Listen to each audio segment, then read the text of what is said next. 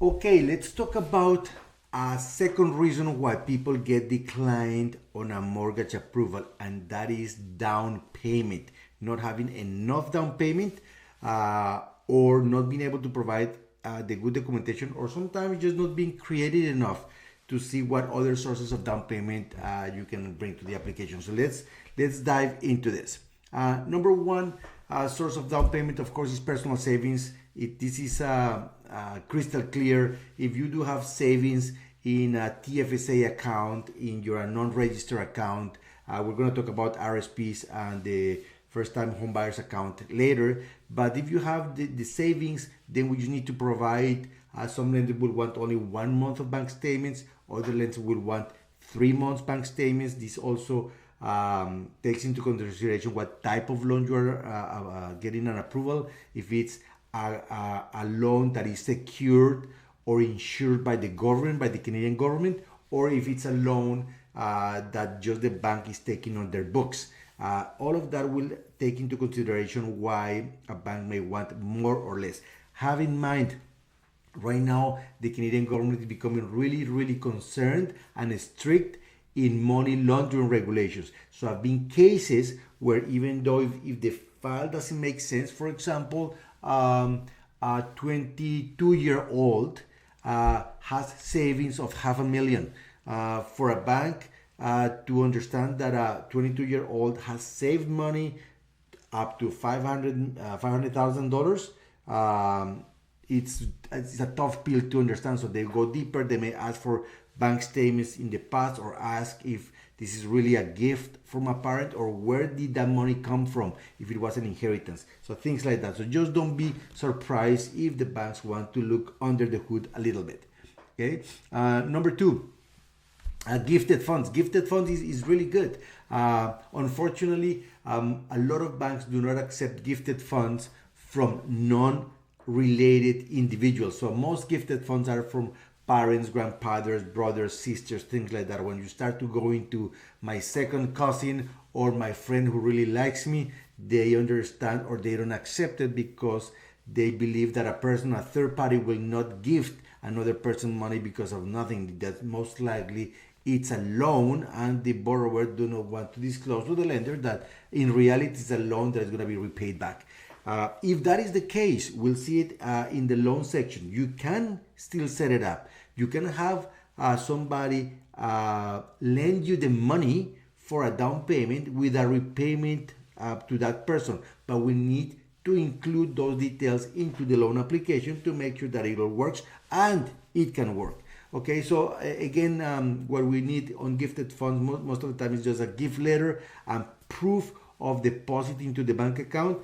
And if the transaction is, if the amount is very big, because of money laundering regulations, they may ask, some lenders may ask to go back to the donor and request a 3-month history on that money at the donor level. Okay, so let's go to the third one. The third down payment source is an asset sale. Okay, if you have a large deposit into your bank account and the bank requires, let's say, 3 months bank statements. Let's say you have $50,000 in your savings account, and all of a sudden you had another $40,000, and you can see that in the bank statement because the bank requires that as a proof of down payment. The bank is going to inquire what that $40,000, where did it come from? If there is no explanation, you will get a decline. But if it is an explanation, it's very simple. If you sold a property of sometimes people just sold their vehicle. Okay, we just need to get the proper documentation. Show me the documentation, show me that the vehicle was sold, and you can see maybe a copy of the check that you received and the deposit and the bill of sale of the vehicle. It's all done, ready to go, and we can use that money as down payment.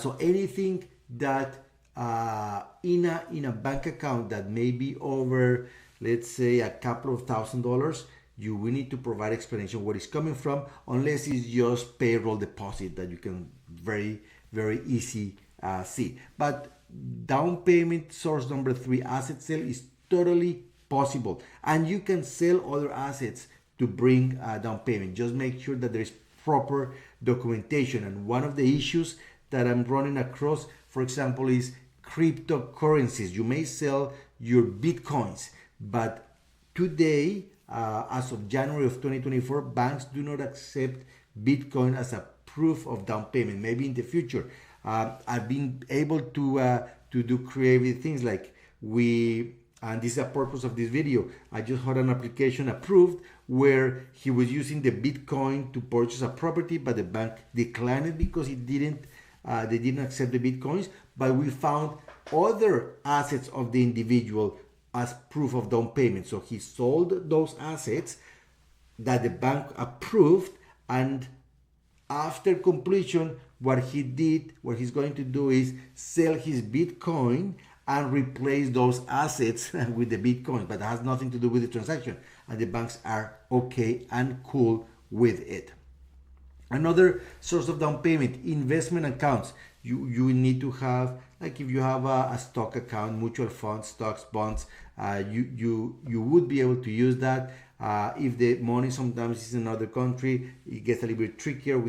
They do more due diligence, and if that's your case, call my office and we'll explain the situation.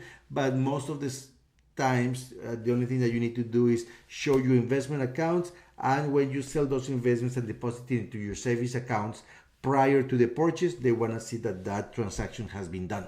Now, have in mind that if the money is abroad, sometimes the transfers takes time, and some banks will want to see that money deposited into the bank account in a Canadian account, not at the last minute prior to the transaction, but maybe 30 days prior, so it kind of sits in a Canadian institution. Okay, any questions, feel free to put it in the comments here in this video, or just contact our office. Okay, now this is very typical. A lot of people are using RRSPs or FHSAs, the first time home buyers savings account. Those are great sources of down payment, and it has tax benefits. So if you are planning on buying the next short term, I would highly advise you that you use RRSP or FHSAs as a way of saving, because you have tax benefits and you can use that money as a down payment. We would have to show the RRSP statements, the withdrawal forms, and the deposits into your savings account, but that's all part of the process. Have open-minded. When you're dealing with a mortgage application, it has become a really complex transaction. Banks are making it more complex. They add regulation. Have an open mind, which I mean is be chill, be cool. We're gonna guide you into the best possible. We don't want you to become overwhelmed, but just have a little bit of flexibility, because we may come back and forth with documentation in order to get you to the financial line. Remember, once you bought your home or your investment property or refinance your home and you have the new mortgage, all these issues are forgotten. But in the process, there's sometimes back and forth required to get you the right amount on time for you to move ahead. Okay. Now, inheritance. Yes, 100% we can use inheritance. Sometimes some applications, some clients have been declined because they never thought about asking for an early inheritance. I'm gonna create some more videos how you can use equity in other properties. Like if parents own property that they bought 50 years ago, they're sitting in humongous equity that are not doing anything for them. So we can use that equity as an early inheritance for a mortgage application for kids, grandkids, and everything. And it's cool because instead of waiting for the person to pass away, they can use that inheritance up front, and the family can be happy all together about the growth and getting assets with debt. We just need legal documents and deposit bank statements to make sure that we can use the inheritance money as a down payment. Now, another source, as I said before, I just touched that on the previous slide, existing property equity. Let's say you have already a property with equity. I just did an approval this month where the down payment, it was last year, where the down payment came from existing equity. So let's say you bought a property, 10 years ago, it's gone up in value. The mortgage has come down, so you've built equity there. And let's say you want to buy another property. Let's say you need 100,000 down payment. You only have been able to save 20,000. We can structure a second mortgage on your existing home for $80,000, and we deposit that money into a bank account. With your 20,000, now you have $100,000 to purchase a new property. That has pros and cons. Cons is that you're leveraging the equity, so you're getting additional debt. But in my opinion, the pros outweighs the cons, because now you're getting another property, and over time, historically, properties has appreciated quite nicely in Canada. So now you have two properties appreciating. If your cash flow is in good position, that's an excellent way to increase your wealth with debt. It's a beautiful way to increase your wealth. You and I know that there's people who go nuts with property investment and they buy 30, 40, 50 properties. It doesn't have to be that way. I recommend for any family, just buy one more. Imagine your parents, if let's say they just bought one property 40 years ago. What about how would their financial situation be better if they just bought 10 years later, after they bought the first one, let's say 40 years ago, and then 30 years ago they bought a second one and they rented out? And I know it's you have to deal with renters and with regulation and with everything, but the benefits are massive. Imagine two properties today, free and clear. You have beautiful retirement. You can help your kids. You can give education to your grandchildren.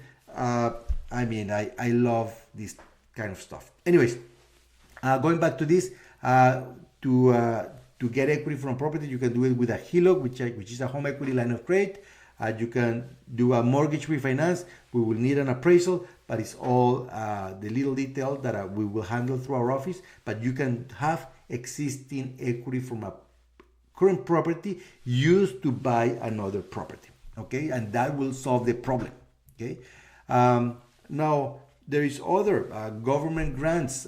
Yes, this is coming into more things. A lot of people think that the government is giving away money to buy property. I haven't seen any government grant recently where you can just get money from the government to buy a property.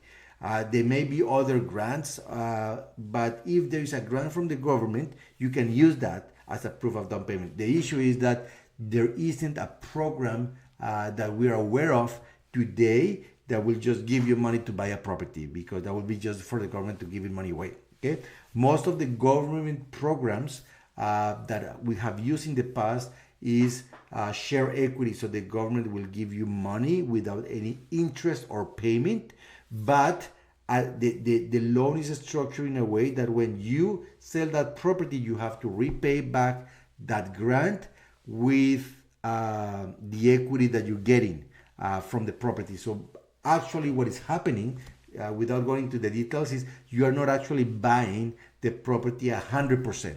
You're buying the property only, let's say, at a 90% level or 95% level, and the government is buying that property with you. Okay, but we won't go into those details, but this is an option as well. Now, there's also non-traditional sources, like I mentioned in one of the first slides. You can borrow money. You can borrow from a line of credit or from a relative, like a distant aunt. You can create a loan document. She can give you the down payment with a repayment schedule back to them. The banks will accept that. It just needs to make sense in the overall calculation of the loan, but we can run those calculations and we can help you set up that loan in a way that is convenient for your relative and for yourself, in the sense that it's affordable, that is fair to both parties, and that the bank will accept as a down payment. Crowdfunding and donation, as long as there's a story behind it and all the paperwork behind it, lenders will accept those types of donations. Have in mind, not every lender will do it. We'll just have to find the lender that will do, given that the other areas of the down payment are looked after. Okay, and the last thing, key takeaways and next steps. if you've been declined because there's issues with the down payment. There is always two solutions: short-term solution and medium-term solution. Short-term solution is we need to go deeper and find other ways creatively to find a way that the bank will accept the down payment or increase down payment via equity, via other loans, via grants, via programs, tax refunds, things like that, to make sure that you are able to gather all the down payment required. Longer term, just setting up a good budget and saving a little bit faster. You can also, I didn't talk about it, but you can also have your own company give you the money for the down payment. So if you're a business owner and you have a corporation, you can have corporate money pay for a down payment as well. So there's tons of ways that if I list them all, we may be here for a couple of hours, but just contact our office if you're having issues with the down payment, and we'll try our best to find a solution for you and or guide you in the right direction so you can purchase that property sooner than later. I love that saying that says, don't wait to buy real estate. Buy real estate and wait. I really love that. See you in the next video. This is Camilo Rodriguez, a mortgage broker for 20 plus years, past president of the BC Mortgage Broker Association, a husband. I love my wife. I love my kids. I have 2 kids. We love White Cat. We love traveling, and I hope this video is helpful. All the best.